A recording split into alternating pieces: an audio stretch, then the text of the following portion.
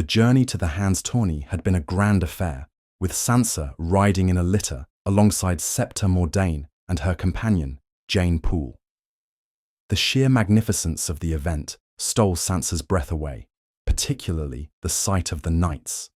Every member of the Kingsguard was present, clad in pristine white cloaks and armour, save for Ser Jaime Lannister, the infamous Kingslayer, who sported his renowned gilded armour. The colossal figure of Sir Gregor Clegane thundered past, a veritable avalanche of man and horse. Sansa also caught sight of Jon Royce, whispering to Jane about his ancient bronze armour, said to be thousands of years old and etched with protective runes.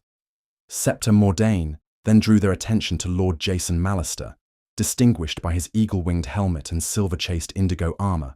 The girls shared a giggle at the sight of the warrior priest Thoros of Myre, until the scepter sobered them with the tale of how he once scaled the walls of Pike with a flaming sword.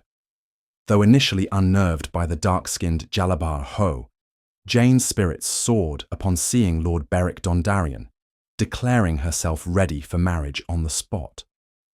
The procession continued, a dazzling array of knights, many unknown to Sansa, making the entire experience far grander than any song could describe.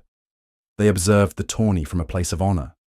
Jory Castle, despite his drab armour, secured 2 victories before narrowly losing a hard-fought third match to the free rider Lothar Brune. King Robert himself judged Brune's lance to have been steadier and better placed. Other contestants from Winterfell found less success. Sansa and Jane often shrieked as riders clashed, though Sansa noted Jane frequently covered her eyes when a rider fell. Sansa, ever mindful of how a great lady should comport herself, maintained her composure, earning Ser Mordain's approval. The jousting continued throughout the day and into the evening. Ser Jaime, the Kingslayer, demonstrated exceptional skill, even unhorsing Ser Barristan Selmy, a man who had already defeated opponents 30 and 40 years his junior. The Hound and his immense brother, Sir Gregor Clegane, the mountain that rides, appeared unstoppable. However, during his second joust, Sir Gregor's lance tragically impaled Sir Hugh of the Vale in the neck, killing him instantly. Sir Hugh, in his gleaming new armour, fell no more than 10 feet from Sansa. Jane was so distraught she couldn't cease weeping, prompting Ser Mordain to escort her away to regain her composure. She did not return. Sansa, surprisingly, found herself unmoved by the death until she realised no songs would be sung of Sir Hugh. Lord Renly Baratheon, a crowd favourite, was unhorsed so violently by the Hound that he seemed to fly backward, the harsh fall breaking a gold antler from his helm. Renly, with a good-natured gesture, offered the broken antler to the Hound, who, with a dismissive toss, threw it into the crowd, inciting a brief riot until Lord Renly restored order. By the end of the day's jousting, only 4 contestants remained: Sir Gregor Clegane, the Hound, Ser Jaime Lannister, and Sir Loras Tyrell. Sansa was utterly entranced by Sir Loras, the Knight of Flowers, who had been distributing white roses to various ladies throughout the day. Finally, Sir Loras presented Sansa with a red rose, declaring, "No victory is half so beautiful as you."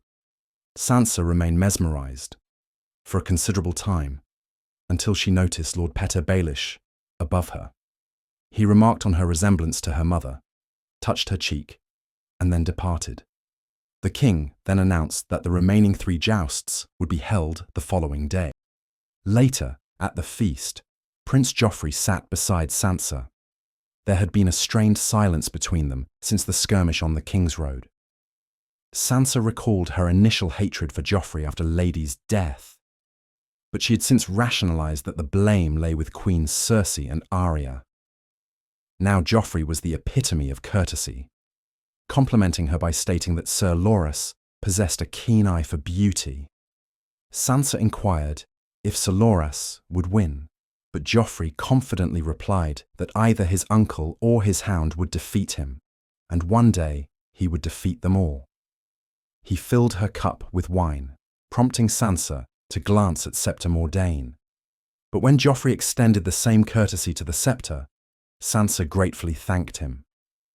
He engaged her in conversation for the remainder of the night, making her laugh and encouraging her to try new foods like snails and trout baked in clay. She noticed the arm Nymeria had savaged still bothered him, but he uttered no complaint. The king's voice grew increasingly boisterous with each course. Finally, drunk as could be, he began shouting at Queen Cersei, proclaiming, "No!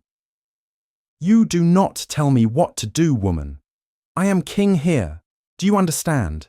I rule here, and if I say that I will fight tomorrow, I will fight." Everyone stared, but no one dared intervene, and the queen silently stormed off. When Jaime approached him, the king forcefully pushed him away, causing Jaime to stumble. The king boasted that he could still knock Jaime into the dirt, and that with his warhammer, no one could stand before him. Jaime replied stiffly, "As you say, Your Grace." Joffrey then informed Sansa it was growing late and asked if she required an escort back. With Septa Mordain asleep at the table, Joffrey called to the Hound to escort his betrothed back to her quarters, effectively abandoning Sansa. The Hound sarcastically inquired if Sansa had expected Joffrey to escort her himself, scoffing at the notion. Sansa's dreamy night had abruptly vanished.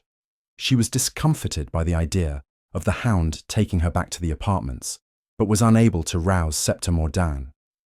As the Hound escorted her back, Sansa found herself unable to bear the sight of his burned face, despite internally insisting that a true lady would not notice. She complimented the Hound's riding in the joust, even bestowing upon him the knightly title, Sir. He responded with anger, vehemently stating that he was no knight and that he spat upon the vows knights took.